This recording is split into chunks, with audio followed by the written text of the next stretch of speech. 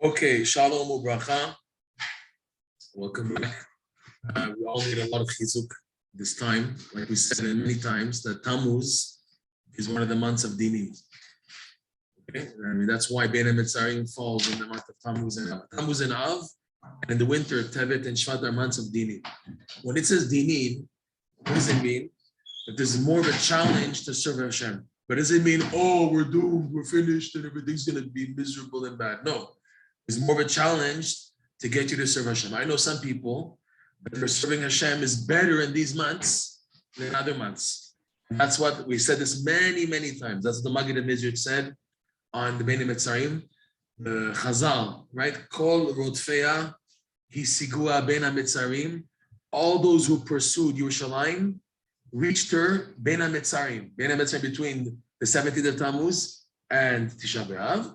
And the Maggid HaMizrach would explain like this: Kol Rodef Ka, anyone who's pursuing to come to connect to Yud K, that means godliness. Hisig Vav K, he's Masig Vav K, because only through Vav K can you be Masig Yud K. When Bein HaMetzarim, Afka, when you're being put into challenges, you're being squeezed. It's the opportunity Hashem's giving you to come closer to Him more than anything else.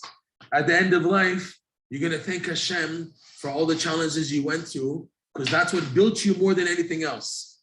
They say in the name of Yisrael Dovodesser, you've heard of Yisrael Dovodesser, he's the guy who started Nanach, okay? He himself was a special guy, okay? The Nanach thing, I'm not going to say anything about it, it's not my business, okay?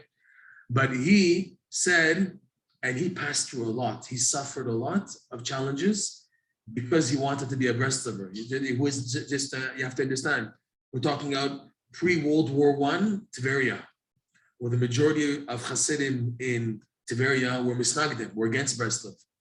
You know, there were groups there that were very against, and he was from these families, and he broke off. He went through unbelievable difficulties. He passed through many crazy things, and he passed through at the age of 100-something. He lived a long life. He said about himself that I know what I gained from all the Yisurim that I went through, and if I could, I would go through all of them again. You heard that? Crazy. But the point is, what builds you more than anything else is the challenges that Hashem is sending to you in your life, okay? So Ramashkin said that when he came out in his speech. He said that he never gained more than sitting in jail. Rubashkin. Yeah. It's like that. That's how it is in life. Said it was easier for him to stay in jail than to stay over here. Yeah. So we're just there's an amazing point that comes from Rabbi Nachman's first story, The Lost Princess, the story of Nadav and Avihu. I'm not going to say the whole story, but in short, what comes to be a point is that the lost princess, she left behind a scarf with her tears on it. And she was writing with her tears on the scarf.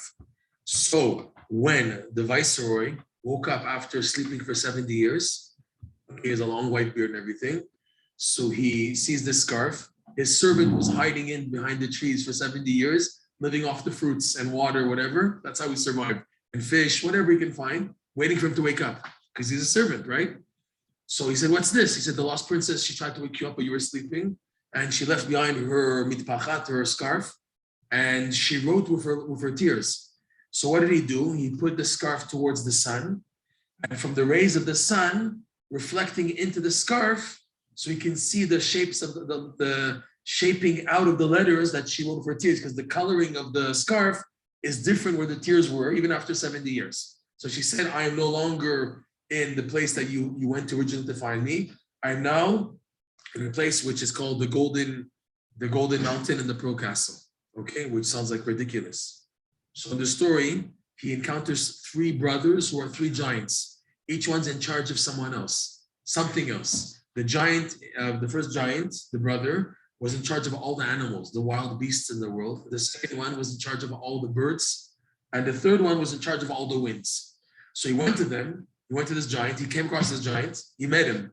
And he said to the first one, I'm looking for this golden mountain and pearl castle. So what did the giant say? Doesn't exist, you're wasting your time, forget it. So he insisted, the viceroy, it has to exist, I have this letter. So he said, I'll check in from all the animals. I'm the king of all the animals, the beasts who go all over the world. I'll ask them. So he summoned all the animals. He asked them, have you seen such a golden mountain in Pearl Castle? They said, no. He said, you're wasting your time. Go back home. So he said, I am determined. I know it exists. He said, listen, I can't help you, but my brother, he's the king of the birds. Maybe he can help you because the birds, they fly way above, like, what's called a rachfan. They say rachfan in a drone. It's like a drone. They go higher. They can see, they have a better, clear view, like a helicopter view. They have a better view. So he came across the brother, and the brother said, doesn't exist, but I'll call the birds. He called all the birds. The birds, they asked him, have you seen such a golden mountain in Pearl Castle? They said, no, it doesn't exist. We never seen such a thing. He said, you're wasting your time, go back home. So he said, no, I know it exists. I know it exists. So he said, listen, I can help you. My brother, keep on going in the desert. You'll find my brother who's in charge of all the winds. The wind goes everywhere. Wind goes every single corner, okay? So the exact same story, the scenario. I summoned all the winds. They said that they never seen such a thing. And he said, doesn't exist. You're wasting your time. There's no other brother. That's it. There's only us three. There's no one else. And he cried and he says it has to exist. And in the end, a final wind came. And the king, the brother, he said, where were you? I asked you for all the winds to come. He said, I was busy taking the princess to a golden mountain and a Pearl Castle. Okay. So in Berstav, they say like this.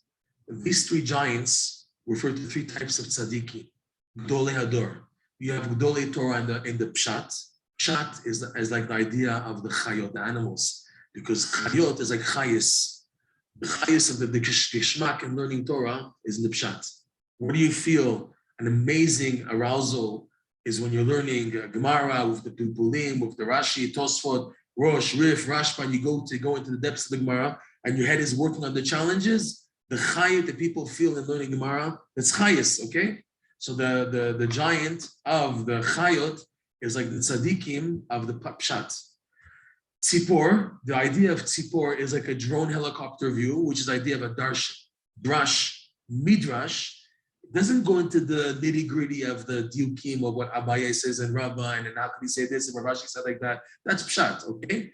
Drash takes the hashkafa in general of the Torah and gives you the Musar perspective. That's the idea of the birds. Ruach is scary. Ruach is the idea of the Kabbalah, the secrets of the Torah, the Mekubalim, okay?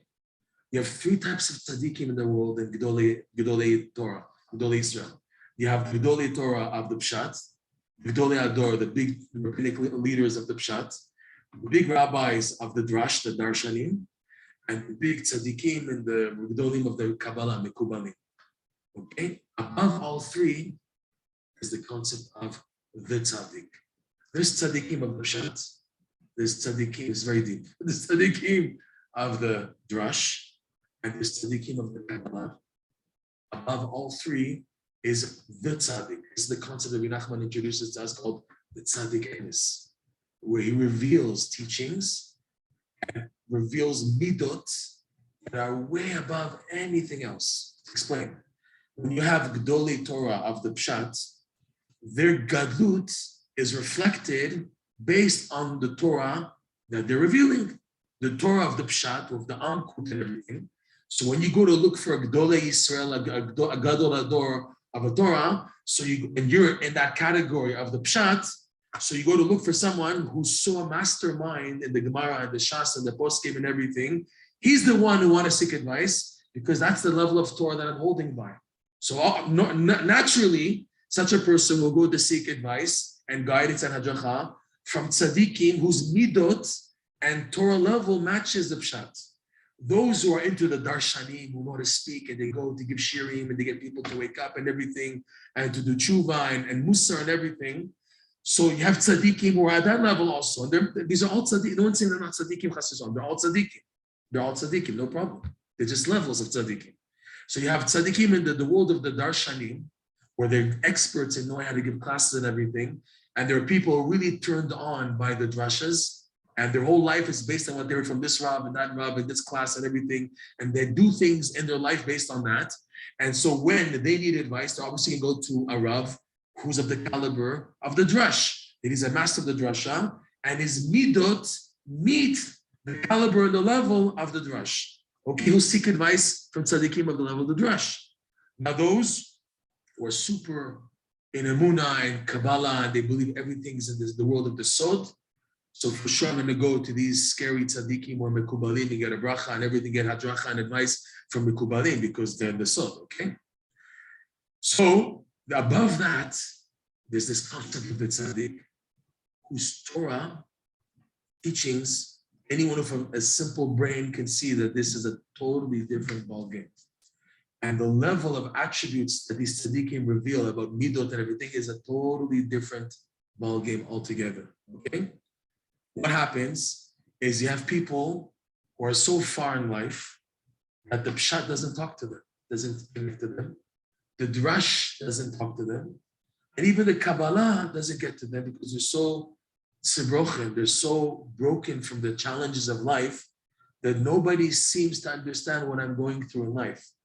As much as I'm connected to big tzaddikim and rabbanim, and I get brachas, and I do pidionot, and I listen to their advice, I still feel lost. I feel in a desert still, okay? The only one able to reach out for these people is the true tzaddik. But the problem with the true tzaddik is like he's like the sun shining. Like in the story, he showed the scarf of the letters up to the sun. They say in Breslov like this, that there's a message given to the tzaddikim, from the tzaddikim. To read it, you need to put it up to the tzaddikim, which means what? When you have emunah, the true tzaddikim, then you understand the message. You take this message, you show it to other rabbanim, other people, other leaders, they say you're wasting your time. There's no message because they can't see it, it's on a scarf. I don't see any letters here, it's a scarf, right? Where do you see letters? To see the letters, you have to put it up to the light of the sun. But nobody does that. Who's looking up to the sun? That's a high level, that's way above anything, you're daydreaming. And yet the person says, I've tasted it, I've got the message. What's the message that Sadiq gives? The true Sadiq gives a message to the person that when everyone else says there's no hope, that Sadiq says if you keep on going, there's hope. A classic example, a person goes to get advice on a Shalom Bayit issue. The Rabbanim of the Pshat saying, just divorce already, there's no hope in this case. According to the Torah, there's no hope. He goes to Darshanim on a higher level where, try to work on your emotions and everything, there's no hope. In other words, the Pshat Rav will give you a psak. My friend, he told me, he went to the Gaon Rav Yaakov Yisrael Fisher. He was one of the big rabbanim in Yerushalayim. And he just came for like a small halachic question about marriage. The Rav says, just divorce already, because it's a problem. He didn't have to ask him about a divorce. But the Rav is saying, according to halach, it's a problem, just divorce already, it's okay. I'm just saying that the pshat is like cut, narrow, black and white, that's psak, that's pshat. Okay, that's a psak halacha, fine. Okay, it's black and white here. So you have some scenario where the Pashtanim say there's nothing here. The Darshanim in the Shalom Bayit issue, there's nothing here. The Mekubalim, they go to take the names, the name of the Bachor, the name of the Chassan, name the Kala. Nah, it doesn't match. There's something wrong with their names. Just divorce. It's not to call it off and everything. Okay? The Sadiq, the true Sadiq, is way above all this. He says, you want hope? You want to free the Bat Melech? The Bat Melech is like, for example, a person's zivug, that's an example. It's also referring to what you've lost, your avedus, and your misaccomplishments and what you feel you lost out in life, where everyone doesn't give you room for hope. The Pshat Derech, the Rabbanim of Pshat don't give you room for hope. The Darshanim don't give you room for hope. And the Mekubalim don't give you room for hope. The only one who gives you room for hope is the Tzaddik, but only you can see the message. Everyone else thinks you're cuckoo. What are you running after? It's like running after a light. There's nothing here. It's in the scarf. It's in the patchele, but no one else can see it. You can see it because you put it up to the light of the tzaddik. You have emunah on the tzaddikim, so you can see their message. You take this message, you try to show the people, they think you're nuts. What's here? There's nothing here. This is the test in life. Is that when the whole world says no, and the tzaddikim say there's yes, but you can't prove it. You can't say that anyone else because they don't understand you. This is the biggest nisayon. In the story of the viceroy and the lost princess, in the end he finds her. Nachman says in the end he found her. He doesn't say how he found her, but in the end he released her and found her. This is the idea that when you are determined, you are full of hope, even if 99% of the people tell you there's no hope, even if 99% of Gedolei Yisrael tell you there's no hope, but yet you feel based on teachings that you received from big tzaddikim who are above the level of the pshat and the drash and the Kabbalah, and they're showing you that there's hope, okay? And you're all alone in this journey because you can't talk to anybody about this. No one can relate to you. And maybe other people are also searching for their lost princesses, but other people, they can't relate with you. This is the test of life. This is the idea of a person, is he going to settle for the emes or the emes or emes? Rabbi Nachman teaches that there's the emes and the emes or emes. There's the truth and there's the real truth. Truth, yeah, according to halacha, according to Torah, this is the truth. Black and white, just do it. Yalla, it's finished. Okay? But is this the emes or emes? Is this the real truth? This is what Hashem really wants of me? You want the real truth? It's a different ballgame now. It's a different ballgame now. And in this search, you're all alone. Yes, it's a difficult journey, and it's painful in a way, and it's a big challenging. But if you follow the guidelines of shining the Bachelor to the light of the Sadiq, in other words, you're always connecting to these teachings only you can see. No one else can. They think you're nuts. They can't relate to what you perceive, but you hold on to it because you know it's the real truth. You know it's right. In the end, you will get to that right address, visit Hashem. Right? This is unbelievable. This is so needed in life. When everybody closes the door and you feel bad about it, when people tell you it's finished, like when you get the message of Yehush from big Rabbanim and big Mashpim and big Tzaddikim and big Mekubalim, and you still feel bad about it, you feel something's not right here. Your Pinteleyeh doesn't feel adjusted with it because yes, there's something still wrong. Because I can accept it blindly, it hurts. And then you pay the price for the next 20, 30 years because you listen to the advice that you got. And you say, what's your argument? I listened to my Rav. I followed what I was told to do. What else was I supposed to do? And yet you feel bad still. What's going on? This is because the person has the option in life of the emes or the emes or emes. Is he going to stay with the Torah of status quo, which is like everybody's Torah, and everyone's just dealing with it, and they're in their galut, but they're, what can we do? There's nothing to do about it. They're miyuashim. They're living in Yehush, what's it called? What's the futility mode? Everything, the Torah, the mitzvah, everything. Anyways, we're doing what we have, and that Hashem Yazor. Or you say, no, I want to make it in life. I want to face the challenge. I want to become a tzaddik, a real tzaddik. Even me, after everything I've done, after all the pigama brit chas shalom, after all the crazy things and this and drugs and whatever a person may have done in his life, and still, he says, I can make it, but no one else gives me the hope. No one gives me that option. They all just close the door on me. And I close the door because of based on what I'm told. And yet I feel there's much more in life to this, to my situation. This is the challenge everybody faces in life. And there's a deeper like this. Rav Nosson Likutey Moharan says this. If you don't, in this lifetime, this Gilgul, match the emes or emes, you're going to have to keep on coming back until you succeed in the challenge of the emes and emes, who you really are. To come to your real potential, you have to come back again and again until you break the mirage, the image, break free, even from Yidden again, especially from Yidden, okay? To break the mirage and to come to the emes and emes, okay? This was the intro I had to give. This is the chizik we need, yeah. That means, so that included that you have to break, that means that was really the top of the line? That was a what? That was your top of the line? Tafid Chaim is to break the mirage to come to the emes and emes, yeah, for sure. When we say a person comes back to do a tikkun, what is the tikkun? Tikkun is to rectify. Rectify means, the definition of rectify is to put something that's on the wrong place, to put it back in the right place, from the sheker to the emet. That's the tafkid of life. Okay, got that? Okay, with all that said, you missed a good point. Oh, man. He comes right at the point. Okay, now we continue. Well, somebody got engaged in Mazel Tov. Everyone say, please, everyone write Mazel Tov, Rav Meir, Mazel Tov. This is Mazel Tov slowly. Okay, we're continuing now with where we left off. There's so much depth in Aharon. Let's start again from Siv Dalit. We'll read quickly until we get to where we want to get to. Visit Hashem. Okay, it's going to be up. There's so much to speak about here. Let's see how much we can cover ground. We're going again. We're going to recap. Huh? No, not exactly. I mean, it's connected to Korach and Aharon, but we're quoting a pasuk from Shmini. Korach was Vayidom Aharon, right? No, Vayidom Aharon is also Shmini. No. Korach and Aharon, that's something else. No, the Aharon passed away. Right, okay. What you say? Okay, look carefully again. Sif Dalit. We're going to read from the beginning and to get to the point. Again, Sif Dalit, lesson 24, Likutey Moharan. And through the arousal, through the walking that the person generates by doing the mitzvah with joy, there's drawn blessing into all the worlds. This is what brings down the bracha to all the worlds. This is what we call the Kabbalah. The three ambulatory sphirot, the legs, the area of the legs, the right leg, left leg, and the reproductive organ, right?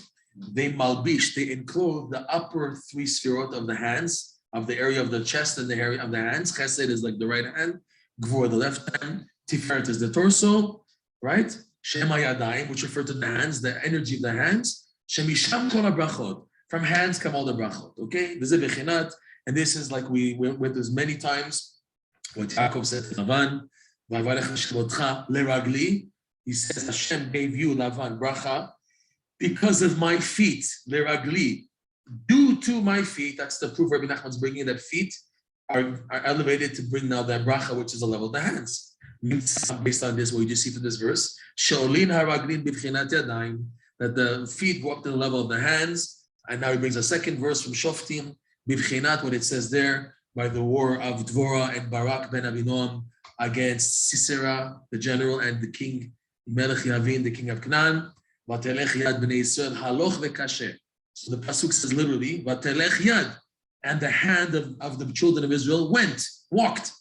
The hand is walking. That's a proof that he's saying that the hand, the level of the feet goes up to the level of the hands. Vatelech yad, haloch v'kasher, and it's going and stronger now. In other words, it's going to generate more and more energy. Okay. So now this is where we're holding now. V'ikar brachot mi'adayim. Where do we learn that brachot come to Yadayim, and they're synonymous with Yadayim? This is the first proof. Rabbeinu brings now two psukim. This is the first one, which we developed a lot last week. Vayisa Aharon et Yadav el ha'am vayvarachem. It says in Parshat Shmini, which eventually we're going to have to read the whole parsha there, because there's so many details that are related to what we're learning here. It says there, on the 8th day, which was the 8th day inauguration of the Mishkan in the tabernacle in the desert, which was Rosh Chodesh Nisan. It says there that as soon as the Mishkan was erected, everything was ready. So Aharon lifted his hands up, Vayisaron et Yadav, towards the nation, and gave him a bracha. What bracha did he give? The opinion of Rashi, following the opinion of the Gemara Sota, is that he gave them the bracha of Birkat Kohanim. That's when he said Yivarechecha Yisa Yair Yisa. Okay. And then afterwards it says, him and Moshe went into the Holy of Holies. Why? Moshe went to teach Aharon how to do the Kethoret. And then after that, he taught him how to do the Kethoret, he actually did the Kethoret. He came out a second time, and then it says that Moshe and Aharon together blessed the Jewish people a second time. What did they bless the second time? May Hashem's Shechina rest on the working of your hands. Okay? And then it says after that, the Jewish people, fire descended from heaven, ate the korbanot, and yaronu kol ha'am, there was rina. When aflu al pneihem, we'll go into this eventually, that they fell on their faces with such joy. And then right after that, Nadav and Avihu, without any permission, without any knowledge beforehand, they snuck in to the temple, to the Holy of Holies, with Kethoret, and they were both burnt. Right? Fire went into the nostrils and burned the neshama. The groups were intact, the neshamas were burnt. Okay, and then it says the famous statement by Yidom Aharon. Aharon took it with joy and a proper attitude, and he was silent. He wasn't broken because of it, but he accepted it. Okay, so this is this pasuk. Before we go into this, we can't avoid it. We have to go into the secret behind Aharon. Who is Aharon? Who is Aharon? The Arizal says Aharon is the Gilgul of Haran. Haran is one of the three brothers, Avram, Nachor, and Haran. Yeah, the Arizal points out in Aharon's name you have Hey, Resh, Nun, like Haran, and then Aleph. We'll go into the Aleph eventually. Okay. So first of all, who is Haran? Who is Haran? Haran is the father of Milcah and Yiscah. Milcah married Nahor, her uncle Nahor, and Yiscah, Sarah, like we know, Rashi points out, married her uncle Avram. Right? Lech Lecha, Parashat Lech Lecha. Avram and Nahor went with Terach, their father, and Lot was also a son of Haran, right? Was it right? Or Nahor? I forget always. Who was Lavan a son? Lot. Lot was a son, I think. Lot was the sister of Sarah. There you go. So he was the son of Haran, okay? So you have here three brothers. Avram, we called at the time Avram, before Avraham. And there's Nahor and Haran. Rashi brings down that, and it says, the Pasuk says, that Haran died al Pnei Aviv Terach. At the end of Parashat Noach, it says that Haran passed away al Pnei, in front of, on the face of, in the face of his father Terach. Okay, what's going on? Rashi gives us a taste of the midrash. It says that Haran was watching as they took in. You know what? Let's bring the whole midrash. Rashi is quoting the midrash. Let's bring the majority of the midrash. The midrash is like this: that Avram Avinu was a machlok in how old he was. Some say 3, some say later. That he was supervising his father's idols. Terach was considered by many people to be superhuman. The goyim at the time of Terach figured because Terach is the one who makes the idols, so he has superhuman powers. Okay? People thought that. A lady came, Terach left Avram, his son, in charge of the store where we have the idols and where people also bring sacrifices to these idols. So some lady brought a bowl of like a wheat porridge, type of a wheat meal offering, and she told Avram to bring it to, I think, one of the idols. So what did he do? He took a stick and he smashed and broke all the other idols and put the stick in the hand of one of the idols with the bowl of the porridge in front of it. So when Terach came, he sees all the idols smashed, and one standing, he said, "What happened, my son?" He says, "Well, the other idols were jealous of this offering that this idol got, so they started fighting him. So he took a stick and he smashed them all." He said, "Come on, my son, you believe this can be true?" He says, "And you, my father, you worship these things? You worship, listen to what you're saying." So he didn't accept. And the law was anyone who goes against idolatry is to be killed. So he brought him to Nimrod. And Nimrod, who worshipped fire, he said to Avram, "I want you to bow down to the fire. And that way to prove to me that you're still an idol worshiper and you'll be saved." So he said, why worship the fire? Water burns out fire. So let me worship the water instead. She says, "Okay, just worship. I want to see that you worship something." She said, "1 second, why should I worship water? If now the clouds, they can condensate the water of the sea and turn it into clouds. Okay, so worship the clouds. I want to see worship." He said, "But why worship the clouds? The winds can blow and move around." He said, "Enough already. I worship fire. I'm gonna now, you have to bow down to the fire." He refused. So he threw him into the Kivshan Ha'esh, the inferno, the furnace of Kivshan, of Ur Kasdim, and he was saved. While this is happening, many people came to watch, including Terach and his son Haran. Where was Nahor? How come Rashi, when he brings this midrash, no one mentions what happened to Nahor? Because afterwards, Haran was thinking to himself when he was watching this, if now I see that my brother Avram survives, then when they ask me on whose side am I, on Avram or on Nimrod's side, I will say I'm on Avram's side. Because I now see that the flames don't touch him. And if now I see that he's burnt, then I'll say I'm on Nimrod's side. So when he saw that Avram was saved, they asked him, "Whose side are you?" He said, "I'm on Avram's side." So they threw him into the fire. And the midrash says like this is the more precise wording, that they can't do a miracle for him because someone who submits himself to die on sanctifying Hashem's name on condition that they'll do a miracle for him, they don't do a miracle for him, okay? But on the other hand, he has the audacity, the azud dikdusha, to say I'm on Avram's side. That's already an accomplishment. It takes a lot of guts, a lot of azud dikdusha to say from everybody, I'm on Avram Avinu's side. He could just still chicken out, okay? So he didn't chicken out. He said, I'm on Avram Avinu's side. So he does earn some credit for that. So the midrash says that his intestines became burnt. At that point, before his whole body became burnt, as type of a fairness because he was willing, yes, to die in Kiddush Hashem, but not l'shem shamayim, not for the total sake. An angel, I think it's the Malach Michael or Raphael, I forget which angel, came, took him and brought him to the feet of Terach. And while in front of Terach, outside of the fire, that's how he died. So that's why the Pasuk says, this is how the Zohar explains it by the Zohar and the Midrash together. Al Pnei Terach Aviv, that he was taken out of the fire by an angel, and that's when he finished dying, in order to show that he was deserving of some reward because he was willing to die in Kiddush Hashem, but because it wasn't 100% for the sake that there should be no miracle, but yes, there should be a miracle happening, so he was killed because of that, okay? What happened to Nachor, by the way? Where's Nachor? Huh? Watching the idols. Nachor, Nun, Chet, Vav, Resh, Why okay? is there deserving of getting 3 specific anyways? Yeah, that's the whole thing. The Terach, that's the whole thing also. What did Terach and his wife do that they merited to have the Jewish nation start from their offspring, from Avraham Avinu and Sarah? Two children. Haran is Sarah, and also Lot is eventually Ruth, Mashiach. Okay, Ruth, Moavi, David HaMelech. Okay, unbelievable.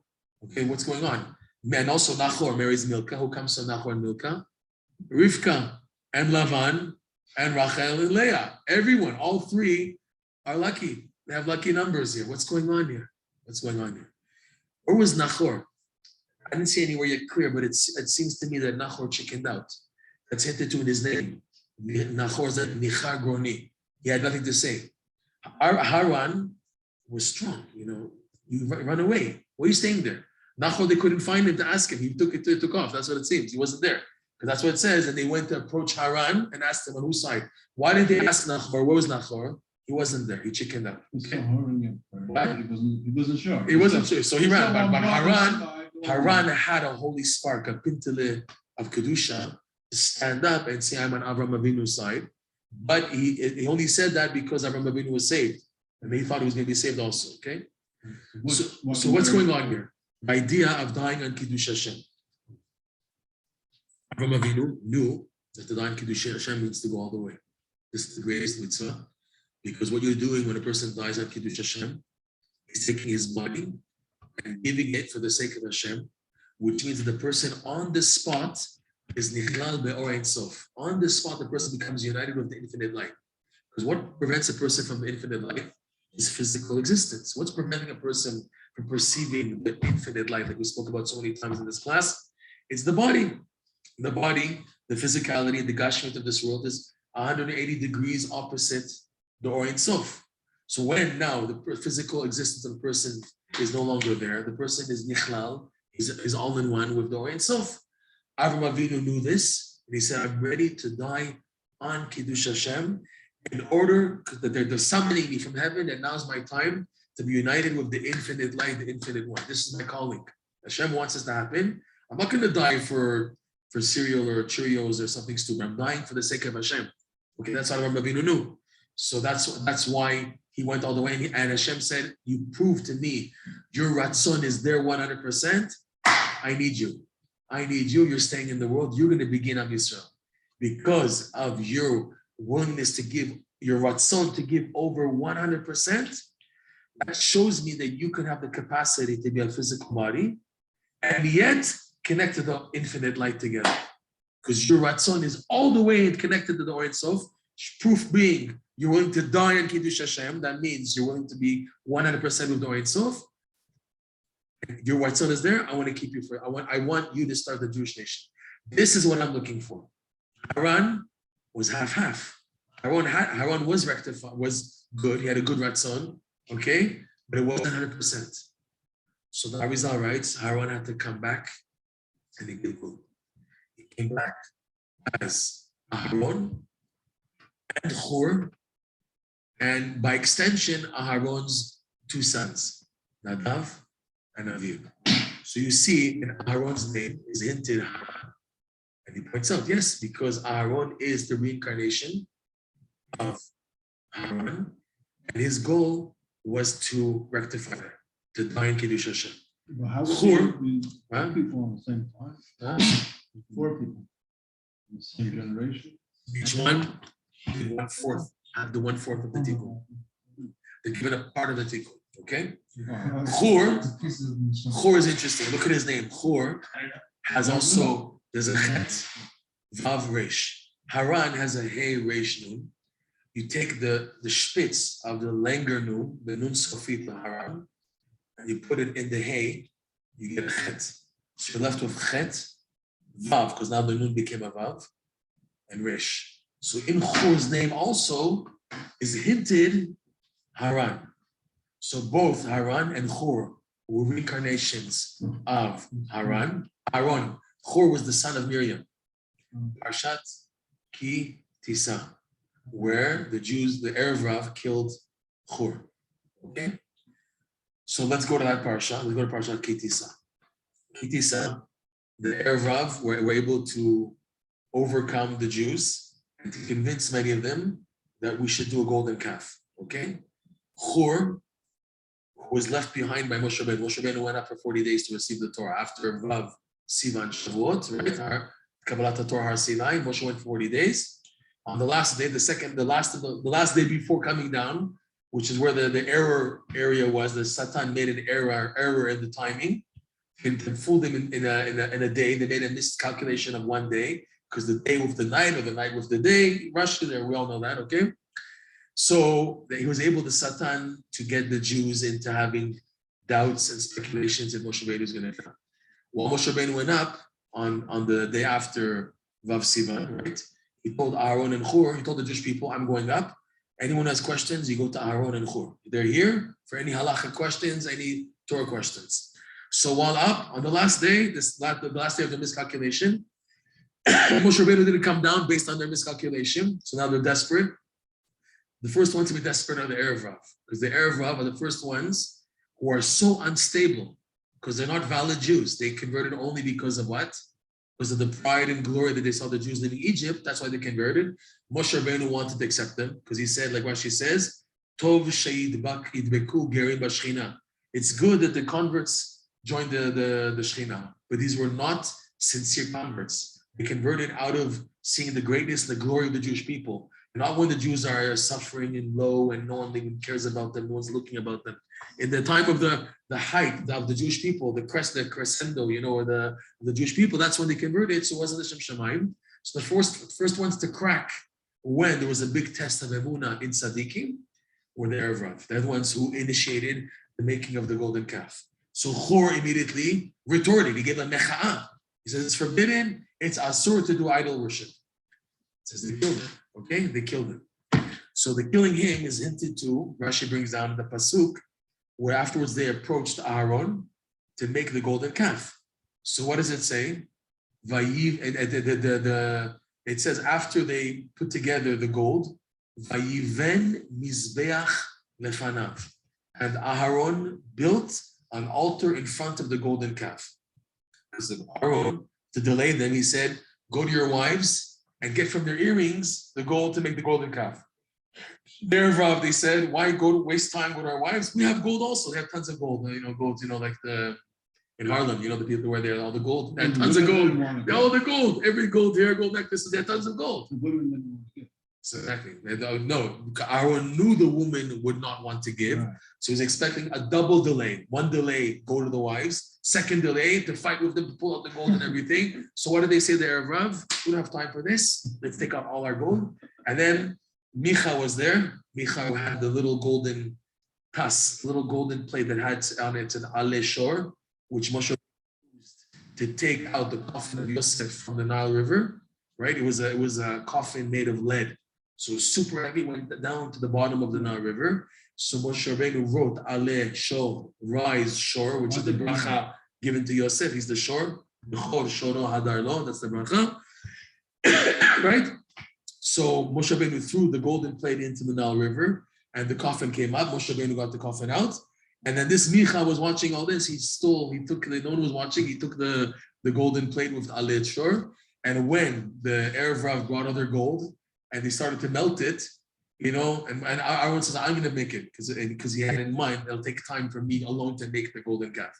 So Micha said, we don't have time for this. He took the golden plate, it says on it, Ale Shor, rise shore, and he threw it into the fire, came out this golden calf, which is a baby shore, a baby of the cow, the shore, okay, the bull. So at that point, Vayiven Mizbeach Lefanav. Rashi says in that pasuk that Aharon built a sacrificial altar in front of the golden calf.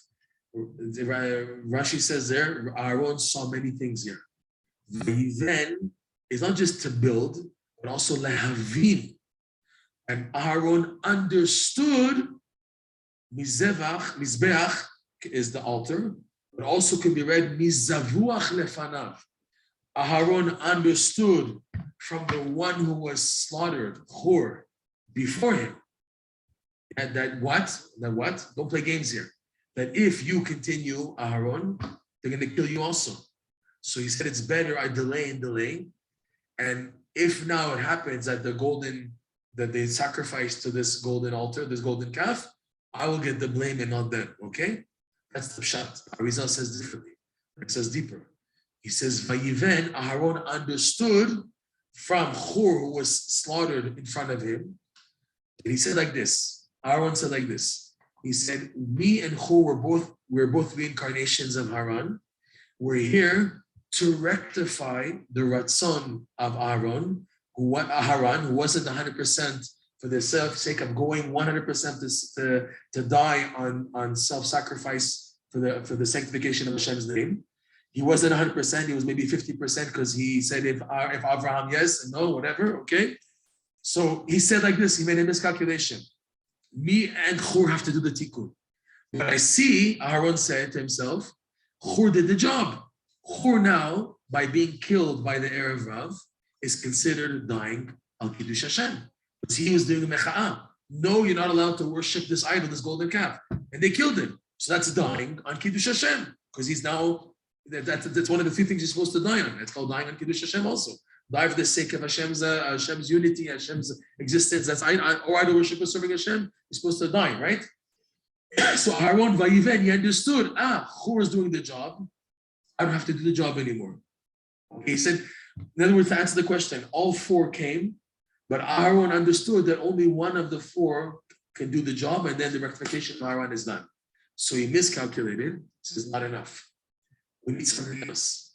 It's not enough Hur's doing that, because Hur did it out of dini. We want someone to do it out of love. Hur did it as a mecha'ah. Hur, they say we're going to do the idol, So what's a mecha'ah?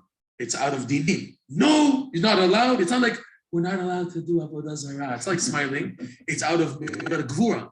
Hur, right? Hur is more dinim. I was thinking about this a little, okay? You have, in the Sefer Torah, you have letters that have tagim, crowns, right? You have letters that have 3 crowns. Shatnez gets. Those letters in the Sefer Torah, Shin, Ayin, Tet, Nun, Zayin, have a roof that requires 3 tagim, 3 crowns on them. And then you have some letters that require 1 crown. Those are Bedek, Chaya, Bet, Dalit, Kuf, Chet, Yudhe. Okay? I'm just taking a little. In Hur's name, the Vav is untouched, because the Vav is a name of Chesed. The letters that require Tagim in the Sefer Torah, why is that? Because these letters, in a way, need more protection from the evil forces. When you have a Sefer Torah, and you're writing the letters of the Sefer, Sofer is writing the letters of a mezuzah, of tefillin, of a Sefer Torah, there's tons of Kedusha in these letters. Some of the letters need more protection than others from external forces influencing them. This is a spiritual idea. So the reason why there's tagin, it's like swords, it's like protection. Shatnez gets, okay? Because there you have the words ez Satan, ez and Satan, that's the idea of evil force, Satan, and ez is representation of the Satan. That's why we say don't raise a goat at home. If you're gonna raise animals, raise sheep and not goat, because goats, they're more connected to people, more deep, right? And anyways, what do you get from goats? You eat goat meat. You eat sheep, maybe meat, meat, but nobody eats goat meat. Goat milk, maybe, that's about it. Okay? And also the goats, they're very wild. If you see goats and sheep, they're totally different. The goat, they snap on you, they'll bite you, they'll hit you with horns. The sheep are more calmer, more or less they're calmer. They run away, they're scared of you and everything, okay? So the letters that a shatnez gets, they need more protection. There are more letters of dini. The shin is a letter that requires protection. These letters that have a roof, they require more protection, these letters, because there's a higher level of Kedusha in these letters, of course. The Zohar goes into the secrets of each letter, the Shin, Every level Aleph Bet. But these ones have something very special to them, okay? Bedek Chaya also need protection, but one is enough, okay? So sticking in Chor, you have Chet and the Nu. Both of those letters are from the Shatnez Getz. Shatnez, right? Sorry. The Nun is Shatnez Getz and the Bedek Chaya. So what happened is we take the bottom of the Nun, the Nun Sofit of Haran, and we close up the Hey of Haran, make it a Chet. So now it's Chor. His name, Chor, Chet Mavresh. The Chet is instead of a Hey, okay? And the Vav is instead of a Nun. So the Nun was Shatnez Getz, had 3, and now we make it a Vav that has no crowns at all. So instead we close in and give the Chet and the Hey is the same, no problem. But here you see that there's more of a dinim, because he was a Nun transformed into a Vav. There's more challenge here by Chor. So he died out of Mecha'ah, retort. No, you're not allowed to know about the Zara. That wasn't enough. Aharon was required also to die on Kiddsuh Hashem. Since Aharon is a Kohen is Chesed, and Aharon is the best candidate to die on Kiddsuh Hashem out of Chesed, out of love, because again, where is he coming from? Aharon represents the sphere of Hod. Remember last week when this Hod is on the left leg. That's Dinim already. That's also judgment. But he became a Kohen. Chesed is Kohen. He became a Kohen. Aharon, a Kohen, is from Hod becoming now onto the side of the Chesed. Okay. So he thought it was enough that Chor died. He did the job of rectifying the blemish, the tikkun for Haran. He did it. Chor did it. Not enough. We require also Aharon to do it. So Aharon was supposed to die, okay? But instead, Moshe Rabbeinu davened, and he shouldn't die. Instead, 2 sons died. These 2 sons, right, Bikrovai Ekadesh. Rashi says, Moshe told Aharon, I thought, or me and you, or you. What's the idea? Aharon, Moshe understood from the what Hashem told him, Bikrovai Kadesh, I, Hashem, will be sanctified by those who are close to me. So Moshe understood that to inaugurate the temple, somebody's going to have to die. One of those who are holy for Hashem are going to have to die. Rashi says this. Then Moshe told Aharon, I thought it was maybe or me or you. Or I'm going to die or you. Now I see your 2 sons, Nadav and Avihu, were greater than both of us. Because they're the ones who were Bikrovai Kadesh, V'nikdashti betocham, the ones who are going to sanctify the inauguration of their lives, to die in a type of Kiddush Hashem, but not out of like dinim, out of love. That was Nadav and Avihu. Nadav and Avihu, what did they do? Okay, we were told 3 things. There's a few other things the Gemara goes into. 3 that stick out. They weren't married. They offered Ktoret, Esh Zara. They weren't supposed to offer the Ktoret. And Shtu Yayin, they came drunk. Okay? Some say they didn't actually drink. They came at the time, Mincha, which is not the time to enter the Holy of Holies. You don't go at that time. Okay? So they came, and it wasn't also Yom Kippur, by the way. It was a forbidden time to go into Holy of Holies with the Ktoret. These 3 are connected to our lesson here. Okay? Nadav and Avihu, they fixed totally the tikkun for Haran. Haran wasn't needed to do it. His sons did it. His sons Nadav and Avihu fixed it. And there was a blemish, but they did it intentionally. Intentionally, they didn't get married. Why? Or maybe went into this a little, or we didn't. Or Nossim goes into this a lot in his discourse. He shoots on this lesson. He says the idea of a wife, a woman, is Eshet Chayil Ateret Bala. It's two times this pasuk. Eshet Chayil means what we say on Friday night, the last chapter in Mishlei. And there's another pasuk in Mishlei Proverbs. Eshet Chayil Ateret Bala. The woman of valor, she's the crown of her husband. The crown. If Nosson points out, what's the crown? That's Keter. What does the Keter do when you see coming up in lesson 24? Keter is what keeps a person back from becoming nullified into the infinite light. When a person, the way of a man, in his avodat Hashem is to ascend. Like here, all the mitzvot to do b'simcha. What happens? You go up, and then you reach a level of the Keter, and it bounces you, it bounces back. It rebounds, boom. Okay? He says the idea of a woman is to do that. This is something very big, it's something massive, okay?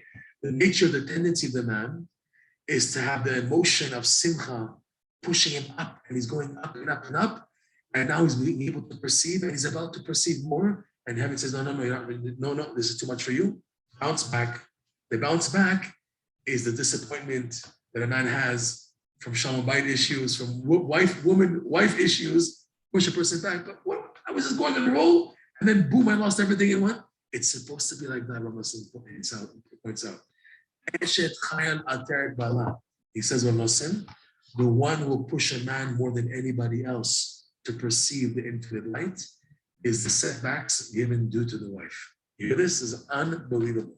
This is one of the few places Rav Nosson opens up a little in the secret of marriage. Okay? He says the idea of a woman shaking a man upside down, a little learning. No, I want you to buy me a pack of popcorn and stuff like that. I need you right now. You think of, you forgot to get the garbage, and then all these crazy things and this and that. All this, Rav Nosson says, is what builds the man more than anything else. Because she's serving the purpose of the get, which bounces the person back. And then when you see coming up, what does the bounce back do? It causes what's called meyashev misader tamochi. This organizes and structures and settles the mind. Because until now, the man is full of regesh. Simcha is in the heart. That's simcha belibi. We do the mitzvah. The simcha means I'm putting my emotion of simcha in what I'm doing. The emotion now goes into the legs. The emotion of simcha goes into the hands. The emotion now goes into the chokhmah bin adana. Wait, that's dangerous now. Now you want to go to the infinite light? You can't have emotion. It's pure. It's now to detach the emotion from the intellect. So the bounce goes back. So now what's the test? You're still running on emotion, on the emotion of joy. Well, what happened? This is the Meyashev. Rabbeinu's wording is so amazing. It's so precise. Okay? It's Meyashev Besader Tamochi. It structures and organizes the mind. Meaning what? Take a break. You now hit with a hit. How do you retort? How do you reply? How do you respond? This is not supposed to be. You do out of emotion, because you're on a roll of emotion. The simcha is an emotion. So your heart is now aroused. But now to proceed into the light, you have to detach the emotion from the second. It's detaching. No emotions involved. To perceive the infinite light, no emotions. So how to do that? They bounce you back, and then your retort will determine if you're worthy to perceive the infinite light or not. If now the person retorts with emotion, he's not ready yet. If now he takes this as the Meyashem Bisader Tamochi, this is what's getting structured and organized. We didn't get to this at all. This is something totally, this is the second half of the lesson. Totally new. We didn't go into this at all. Okay, so if it's new, I understand it's new. But it's coming up. This is so fundamental though to the ideas here. Okay? This is what the woman does. She prevents a person from advancing in order to give him the taste of the infinite light. That's why she's called Atenet Bala. She's the keter, which is the bounce back to the husband. Okay? Nadav and Avihu purposely did not get married in order to go, okay? Number one. Number two, they offered Ktoret. What does the Ktoret do? When we said Ktoret is able to elevate all the holy sparks from the klipot, synonymous to Simcha, right? Ktoret, Uktoret yesamach lev, the pasuk we brought in the beginning of the lesson. Ktoret brings joy. So they offered the Ktoret, but not in its proper regulations. Who are you? You're not the Kohen Gadol. You're entering a place you're not allowed to enter on the wrong day. It's not Yom Kippur. You're not Kohen Gadol. You're in the wrong place. What are you offering Ktoret? So they know the power of the Ktoret. The Ktoret, what it does, like it did for Aharon in the parsha of Balak at the end, the Magifah, right? And Moshe sent Aharon, go with the Ktoret. The Ktoret does a lot of powerful things. That's why also today when we say the Ktoret, it activates the power of the Ktoret. Unshalama farim svatenu, our reciting the Ktoret does what the Ktoret does technically. It brings joy and elevates the holiness from the klipot. So Nadav and Avihu went all the way. They didn't get married, so that there's no keter, no blockage, no bounce back, number one. Number two, they offered the Ktoret so that they can go from the lowest point up to Ein Sof instantly. Number three, they drank wine. What does wine do? Zacha naseh rosh, lo zacha naseh rash. Right? The person merits, the wine will elevate the mind. He's not zocher to make him poor. They drank wine like a type of a drug to bypass the limitations of the human mind. That's what drinking does. When you're drunk, when Sadiq drink, they don't say, hey man, when Sadiq drink, they're able to perceive big things, This is about Rabbi Nachman, and I think it's in Chaim Orah, that before he became known, so he's with his father-in-law, and no one knew about his greatness yet. He was at age 18. And he went, his father-in-law lost his first wife. So Rabbi Nachman went with his father-in-law to Moholov just to finish a shidduch for his father-in-law. And while there, they were drinking l'chaim, and they gave Rabbi Nachman to start drinking. He started to drink, and he started revealing things. Oh, and everyone started flipping out. And everyone was there. They attested that this person is going to become a chiddush in the world. This person is going to become a very special person in the world. They saw it. That's when it started. That's when the revelation of Rabbi Nachman started by drinking wine. Okay, he drank some wine. He started to speak. People were flipping out what he was saying. Where are these ideas from? The ideas of Hasidut. Okay, so yeah, but still, it was quiet until then. Rabbi Nachman was quiet. No one knew about him until age 18. No one knew anything about him. His wife, who knew, he made her swear not to reveal anything about what he's doing, his devotions. Okay. So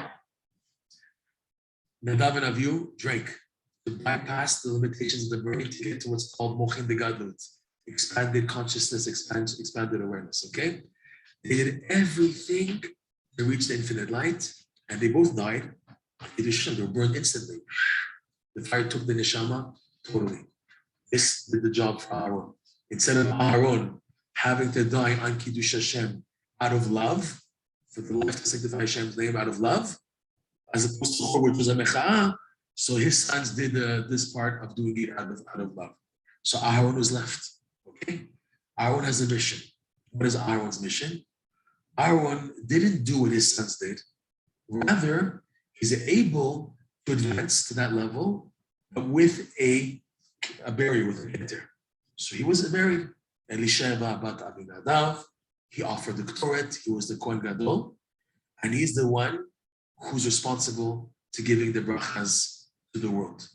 Rabbi Nachman, we'll have to continue next week. It's just too long, no? It's too long, this class. How are we doing? It's been a while already, no? And we'll have to continue next week, okay? We went all the way, we went very far, okay? We're beginning to touch upon Aharon. We need a keter for that. Aharon had the keter, okay? This pasuk, we have to see this pasuk, so we have to go to the Parshat Shmini. Vayisa Aharon et yadav el ha'am vayvarchem. Aharon was able to elevate, raise his hands, it's written yado, to the nation and give them the brachas. As if to say, Aharon is representing the hands here. We have to go into this, hopefully next class. We went pretty far. Now you have Haran, Chor, Aharon, who he is, what's his job. So now we can better appreciate the idea of bracha, like we said last week. Bracha, remember? Birkat, Rosh, Umekol, Kol, Baruch. Remember that? The idea of a bracha is to give the bracha of the intellect. We have to see coming up. We didn't get to that at all yet. So Aharon is needed for that, B'ezrat Hashem. We'll continue, hopefully next week, B'ezrat Hashem. Why were two people needed for the same purpose? Good question. What was Why is it if they Nadav and Avihu? I'll look into that. We'll get into that, B'ezrat Hashem. Yeah. What was the point of it wasn't on Kiddsuh Hashem, they did it purposely. Why is it said they did it on Kiddsuh Hashem? Because they knew that someone has to die in Kiddush Hashem to inaugurate the Mishkan. They knew that. They knew it. Yeah, it was supposed to be Aharon. They weren't doing it for their enjoyment. That's why it's Sadiq. So it says the parsha Yom Kippur is a mitat ben Aharon, right? We start the parsha the Arayot. Right? No, Arayot. Arayot is a Mencha Shabbos after Yom Kippur afternoon. Yom Kippur morning we read the parsha of the death of Nadav and Avihu, right? And it says there in the Zohar that it's a very important times if you can cry over the death of all tzaddikim, because Nadav and Avihu are considered tzaddikim, they're not v'shayim. On one hand, it's a blemish. But when it was for sons, it was to save their father, but to do. Read about the serving of office by the mist, the end of the mist of Yom Kippur. Right. So that's also, we mourn over them, right? We'll go into more Nadav and Avihu hopefully next week, and we'll try to finish off going into this pasuk. Okay, B'ezrat Hashem. It's close. Yes, ready.